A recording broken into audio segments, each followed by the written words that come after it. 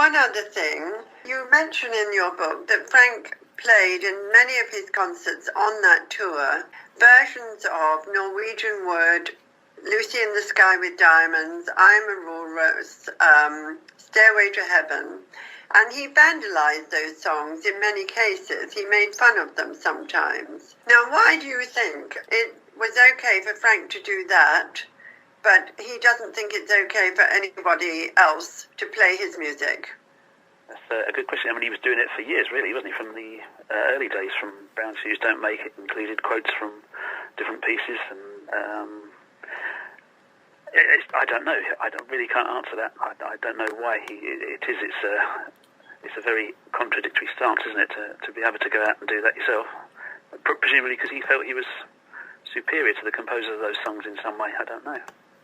Scott, do you have a comment to make on that? Yeah, as far as the Beatles thing goes, yeah, he was definitely one for vandalizing Beatles. But I also think that there was he was affectionate for certain, Beatle tracks. Yeah, I think so.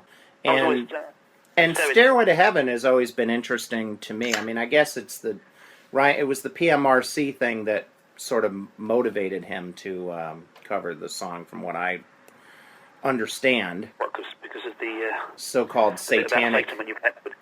yeah, satanic nature of the lyric or something like that. It's definitely one of the, many contradictory things that Frank did. He would take these liberties, but then insist that other people not take liberties with his own material. And I suppose it wasn't until after he died that the problem of other people playing his music came up. I mean, when he was alive, did other bands play his music without him complaining? But I think I know of one instance where a guy called Hans Andersen, you may have seen him on Facebook, he wrote to Frank in the early 90s, and he was going to do Swedish lyrics for Penis Dimension, and Frank was happy to approve that and okay it. So, but now, if Hans wants to do a song featuring Frank Zappa song titles, Gail says, no, you can't do that. So all these problems really rise from Gail rather than from Frank, do you think? I think that there is the grandmothers were functional in the early 80s, and they were playing some of Frank's music at that time, and Frank took serious exception to that. That was because of the doll more than anything, wasn't it? The doll on stage that Don Preston used to.